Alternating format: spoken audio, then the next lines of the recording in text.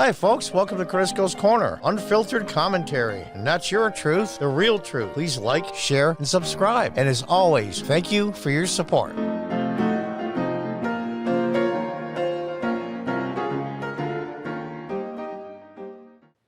Hi folks, welcome back.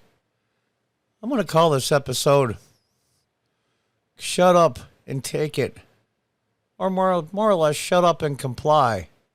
You have no rights.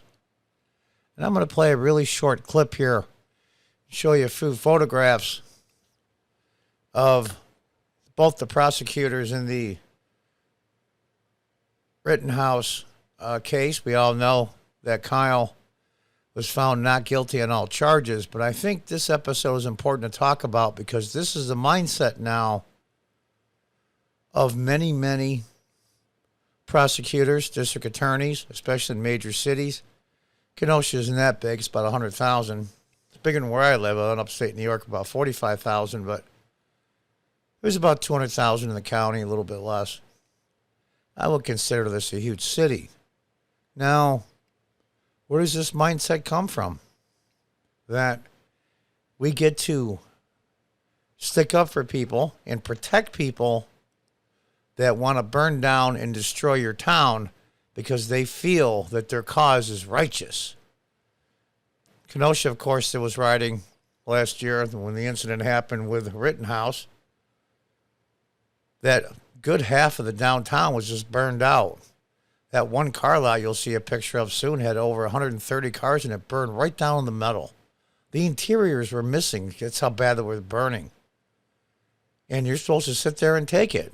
You're not supposed to defend your property. You're not supposed to defend yourself or your family or your community. And this was a third night when Kyle went out after 2 nights of extensive looting, arson, and rioting. And he's chastising him for bringing a weapon to when hundreds of people. Arson's a serious crime in itself. While meanwhile, on the other side of downtown, the police barricade were there, and I'm sure the mayor, who's I'll even say it, he's a libtard progressive, held them back. Particular note to the gentleman in the left corner. That's the bailiff.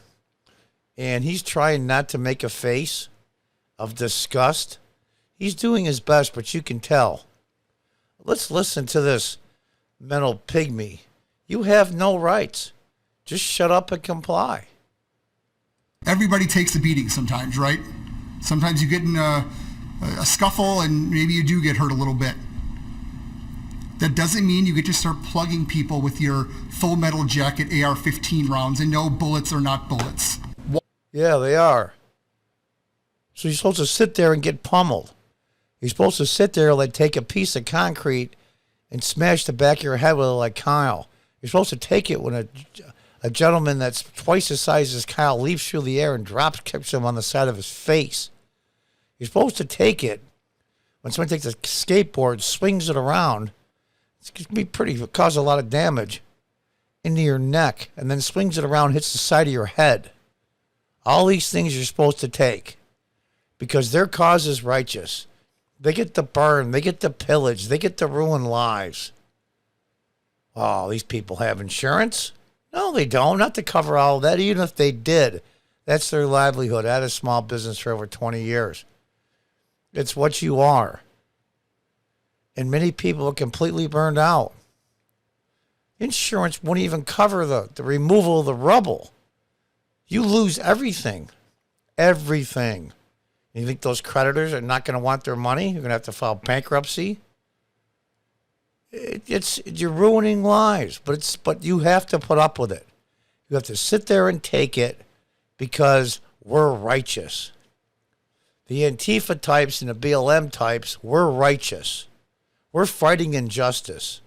What the hell's so just about burning down a minority-owned business or destroying a majority-minority neighborhood?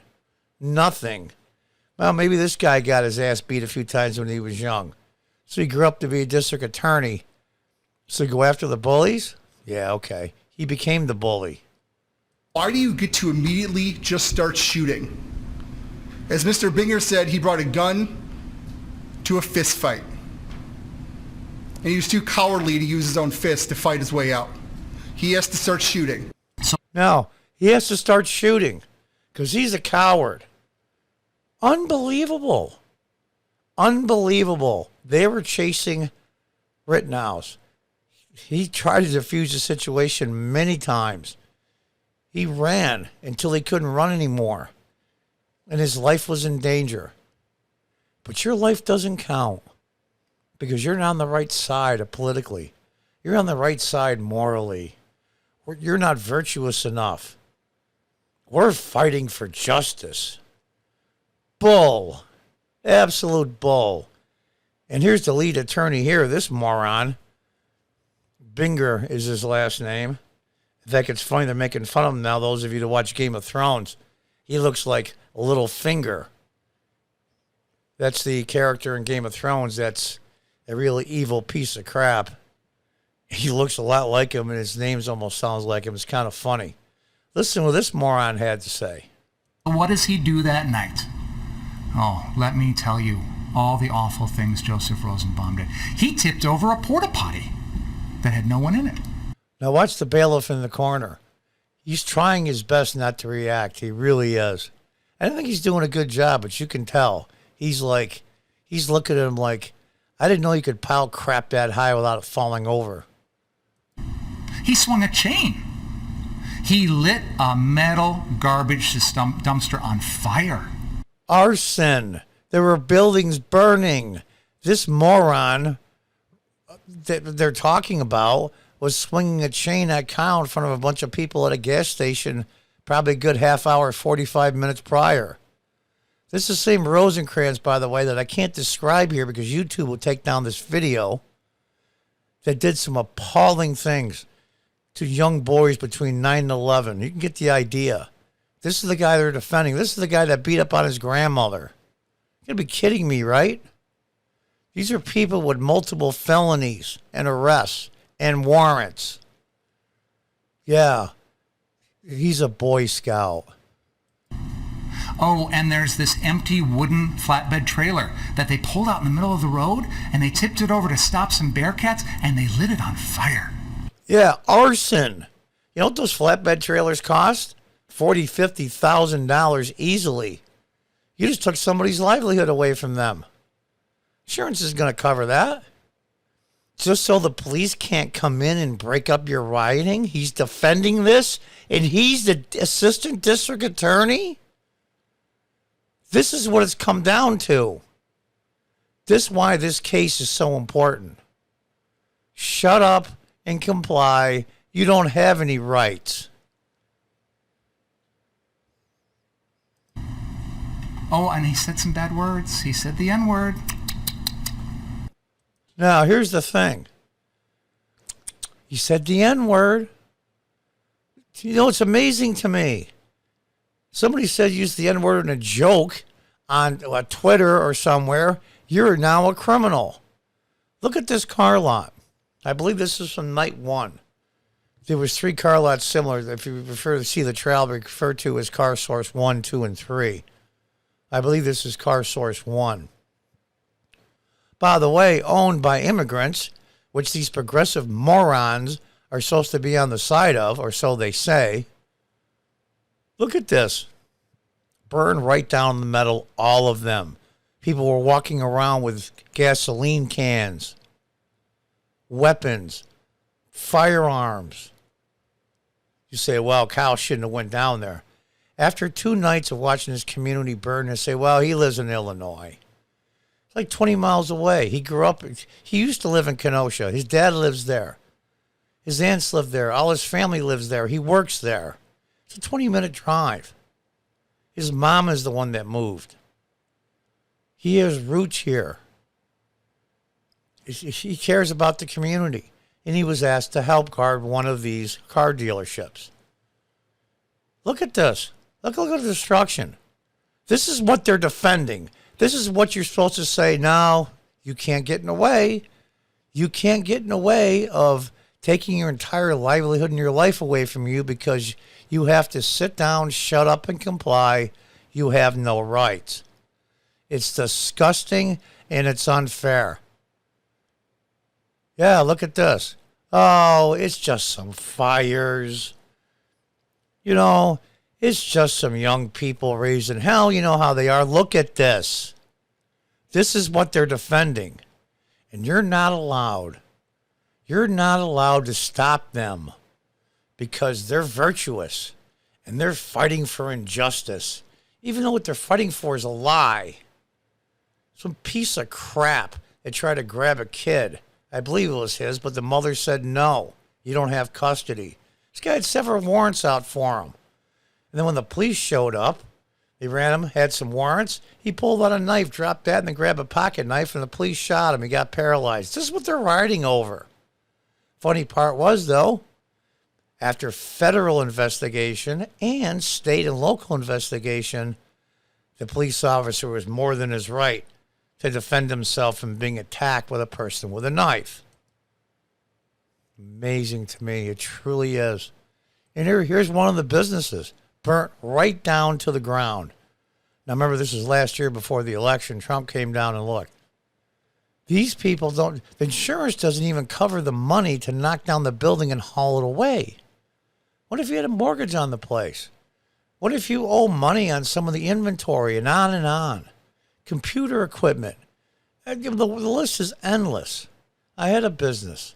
There's hundreds of thousands of dollars just in equipment, in sale of goods and services, inventory. Absolutely. This is what you're not supposed to defend. You're supposed to say, well, okay, go ahead. And if I defend it and I get killed or badly hurt, that's my problem. Well, I look down the street and I see a barricade of police just standing there watching. And I'm supposed to do nothing. I'm supposed to shut up and comply. I don't have any rights anymore. It's disgusting. Yeah. Arson, death, and destruction. Look at this. They're cheering. Look at that. Look at that semi burning. Look at that. There's $200,000 or $300,000 there. Somebody's livelihood gone forever. And they think it's a joke. What's in that milk jug? Sure as hell isn't water. They get to do this in impunity, and nothing happens to them. And nothing happens. But God forbid you defend something that belongs to you, your family, your property, your business. You're the criminal now. Shut up and comply. You have no rights. It's disgusting. And here's a picture of Kyle getting inside of his face smashed in. Look at the size of this guy. Ran right over, full blast. I forget what they call that when you run like that and put your foot forward. This kid is lucky to be alive. And these are the people they're defending? These are the people that are supposedly innocent victims? And if you see the guy on the left here with the skateboard, almost took Kyle's head off with it twice. Unfreaking believable. You have no rights. Shut up and comply. That's the way they think. These people are disgusting. It's incredible to me that it's gotten this far. Yeah, here's another picture. After he smashes inside of Kyle's head, and he fires back. He has to defend himself. They're trying to kill him and take his weapon and probably kill him with it. He had no other choice. He was running away. Running away. But you have no rights, Kyle. You went down there where you shouldn't have went. And we have the right to burn down your town. We have the right to destroy other people's property because we're righteous. We're fighting for freedom and fighting for injustice against racism. What a bunch of crap. They were burning and pillaging places. Arson's a serious crime. Destroying people's lives. They said, well, at least, John, the people that lost their businesses aren't dead. You know what it's like to have a family business, 2 or 3 generations, you're in your 50s, and all of a sudden now everything you own is gone? Your life is unlivable now, so don't give me that crap. It's ridiculous and disgusting. You have no rights. Sit down, comply, and shut up. So here we are. Here we are. You have no rights. Sit down and shut up and comply. That's what this case was about. That the rights given to us in the Constitution and the Bill of Rights have been taken away the last few decades, little by little. And especially last year with the rioting all over the country. And people finally said enough. And this weasel here knew that. Frankly, he should be disbarred for what he pulled. He stomped on Kyle's constitutional rights several times. The judge was screaming at him. I don't think I've ever seen a judge choose somebody out like that. And then he doctored evidence in a video. And then come to find out the person that put the foot in the side of Kyle's face, they didn't know who it was, but the prosecutor knew. Didn't tell the defense that they interviewed the guy, and the guy said, I'll testify if you give me immunity, and they said no, and never told the defense. This guy should be disbarred. Not even for his political views, just for the way he handles things. And here's the sick part. I'm glad that Kyle was found not guilty. But this weasel, now there's no mistrial with prejudice, which means it's all on him for doing the wrong thing, probably breaking the law. He'll turn around the next trial after that, and do it to somebody else. There's no punishment for him. All right, I lost the case. Yeah, I look like a fool for a few weeks. Oh, I'll be fine. I'll screw over some decent American the next time there's a trial. I'll stomp on somebody's rights the next time, and I'll get away with it because I've been getting away with it right along. I just lost this time. Oh, well. No, enough. Enough. This is a big turning point for the country. Huge turning point. Finally, people are saying, no, I am not going to sit down. I am not going to comply. And I'm not going to shut up. And I'm glad to see it. But don't sit on your laurels. The battle has just begun. And until the next time, goodbye and good luck.